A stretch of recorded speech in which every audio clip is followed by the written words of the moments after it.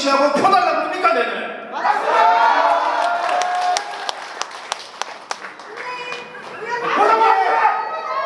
윤석열 정부는 윤석열 후보와 안철수 후보의 단일화에 기반해서 태어난 정부입니다. 맞습니다. 지금의 국민의 힘은 국민의당의 대승적 양보에 의해서 흡수 통일되는 것으로 결론이 지어졌으나 그 정신은 국민의힘과 국민의당의 합당 정신에 있는 겁니다. 맞습니다. 이게 역사적 사실이에요.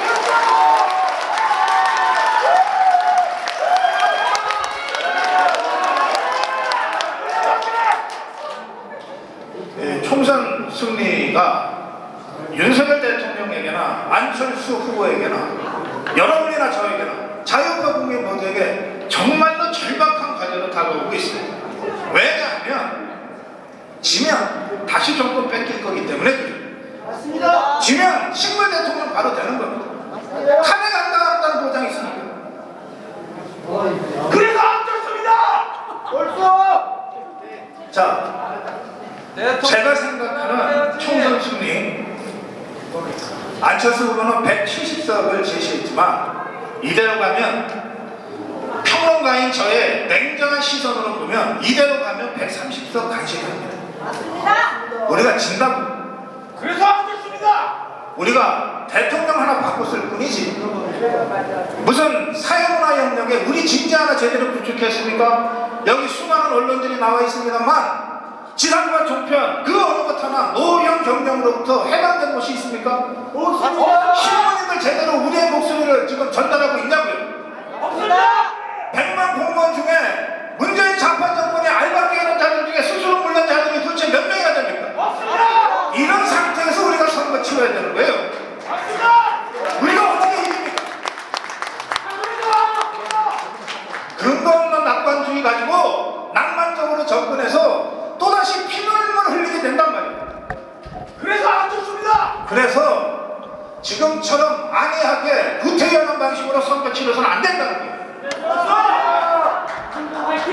제가 지금부터 몇 가지 제안을 합니다.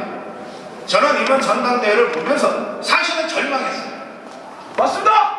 지난 2년 가까이 비정상적인 지도부였습니다.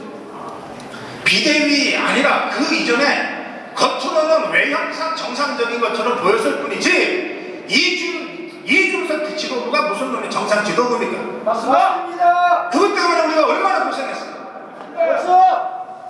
단일화를 끝까지 해봐놓고 방해했던 자들 아닙니까?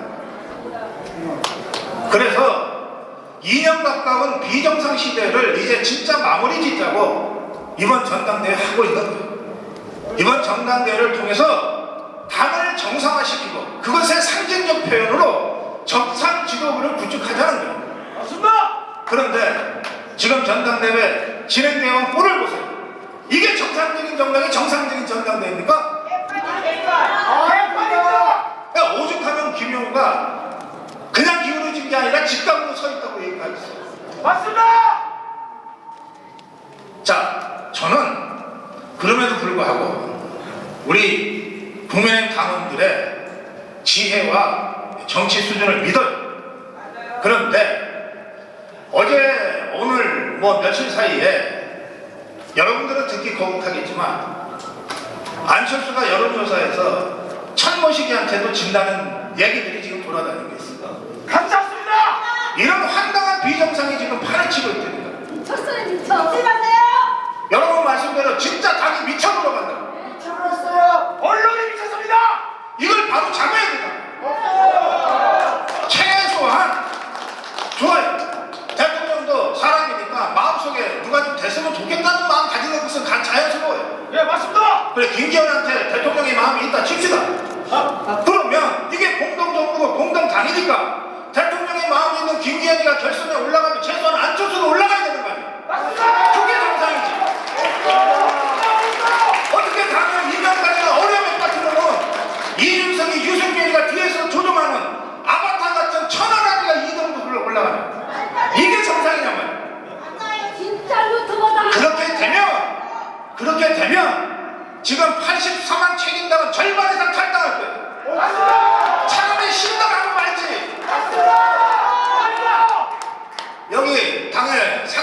이재호, 오선 의원 서명수 있어. 재선 의원 이태규 있어. 그렇게 될 때 여러분 이 당에 남아있겠어요? 아니면 신당가겠어요? 대답해보세요. 어느 쪽에 민심이 있는 것 같습니까? 이 지금 전당대회는 국민의힘의 생사가 갈린 갈림길에 서 있어요. 정상화하지 못하면 여기서 죽는 겁니다.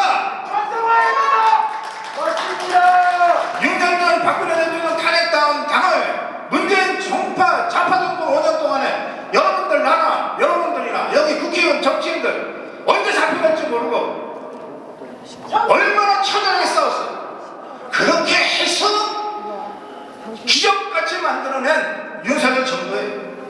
기적같이 만들어낸 윤석열 안철수 공동정부다. 이걸 성공시켜야 되는데 지난 전당대회에서의 모습을 보시라고. 그게 과연 공동정부의 정신이 구현되는 합당의 정신이 구현되는 전당대회였는가?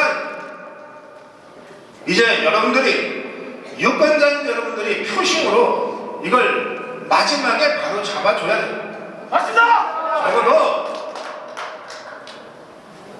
적어도 안철수가 결선에는 올라가도록 만들어줘야 이게 정상적인 당의 모습이에요.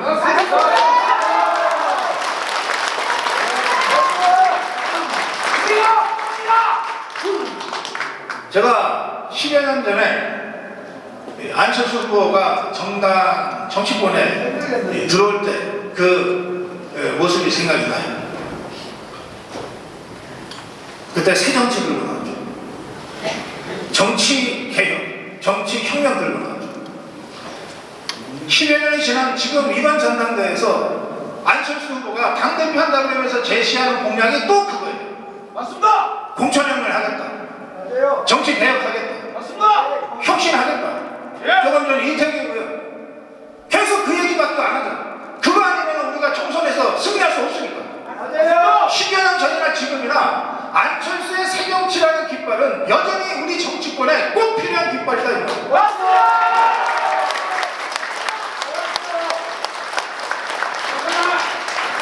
저는 이 새정치, 정치혁명을 위해서 두 가지를 해야 된다고 생각해요. 하나는 우선 우리 내부에 있는 낡고 구태연한 밥그릇들을 치워버리고, 이거 선거 아니면 치울 수가 없어요. 일단 임기 4년짜리 배지 달아두면 그 철밥통들이 스스로 물러난 법이 없잖아요. 그러니 내년 총선에 우리부터 모든 것을 백지 상태에서 새롭게 그림을 그려서 정말로 21세기 대한민국에 필요한 인재들 중심으로 공천을 채워나가는 전면적인 공천혁명을 해야 돼요. 그걸 해야 돼요. 그거 할 자신이 없으면 안철수 후보부터 당대표 나갈 필요 없어요. 맞아요. 그거 하려고 나가는 거지, 그거 할 역량이 있다고 나가는 거지, 기존의 질서 속에 대표 자리 한 1년 해먹으려고 나가는 거 아니잖아. 저는 여러분들이 안철수 후보를 지지하는 만큼 안철수 후보에게 끊임없이 그 요구를 해야 된다고 생각합니다. 맞습니다. 당 대표 되면 당을 완전히 혁신시키고 공천혁명을 이끌어내서 선거 승리를 이끌어낼 수 있냐, 끊임없이 물어보고 압박해야 된다고 생각합니다. 자, 동시에 저는 이번 전대에서 당 대표 후보 4명, 최고위원 후보 8명에 4명, 12명, 16명의 후보 중에 제가 이거 한번 검토해 볼 만하다 라고 느꼈던 공약은 딱 하나 있었어요. 그게 뭐냐? 안철수가 공약한 자객공천이에요.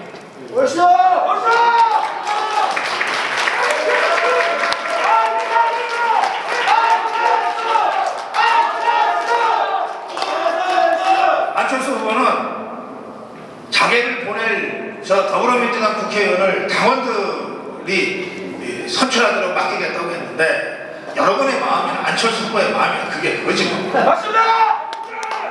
220명이 아니라 30명. 저는 이것들요 그냥 암덩어리라고 생각해요. 이것들 때문에 여의도가 허구한 날 욕을 먹는 거예요. 맞습니다. 이거 도려내야 돼요. 도전해야 도려내야 돼요. 맞습니다. 그런데 그 앙덩어리들이 현역의원 배지 달고 지난 3년간 열심히 지도표만 받기 갈아왔어요. 현역의원 특권을 마음껏 누려가면서 후원회 만들고 각종 의정부 활동하고 틈만 나면 동반장 단위로 조직도 하고 그러고 다녔어요. 거기다 대놓고 아무나 갖다 박으면서 당신 저거 죽이고 와라, 이게 말이 돼요? 우리도 그 정도의 실탄을 주고 그 정도의 지원을 하면서 가서 저 잡아와라 이래야지. 그러려면 일상적인 공청 과정을 거쳐서는 안 된다는 거예요. 맞습니다. 그러니까 이 앙덩어리를 제거하기 위한 이 특공대들은 최대한 일찍, 그리고 진짜 실력 있는 사람들로, 목숨 걸고 투쟁할 수 있는 투쟁력을 갖춘 사람들로 먼저 공천하고, 그리고 그것에 당의 한정된 자원이라도 전략적으로 집중적으로 배치하겠다, 지원하겠다, 이게 공약한 거죠. 그러니까 이런 식의 공약이 어느 후보에 비해서 나왔냐 이 말이에요. 안철수가 유일해.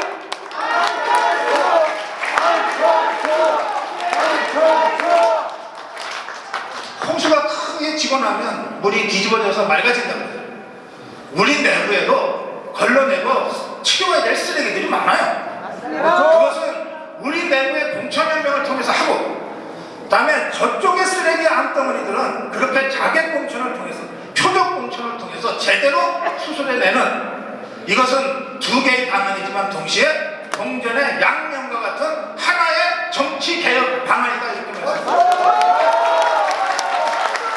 그 정치개혁을 누구도 언급도 내지 못한 10여 년 전에 그 정치개혁하겠다고 정치판에 뛰어든 안철수가 초심을 변하지 않았다면 마땅히 정치개혁은 그 안철수에게 맡기는 것이 제일 확실하다, 저는 그렇게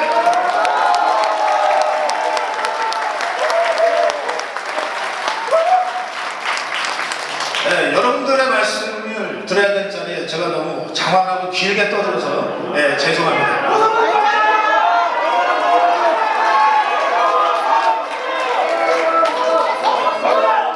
그렇지만 아까 제가 우리 존경하는 이재호 선배 그리고 서병수 선배께 드린 질문은 제가 듣고 싶습니다. 답변.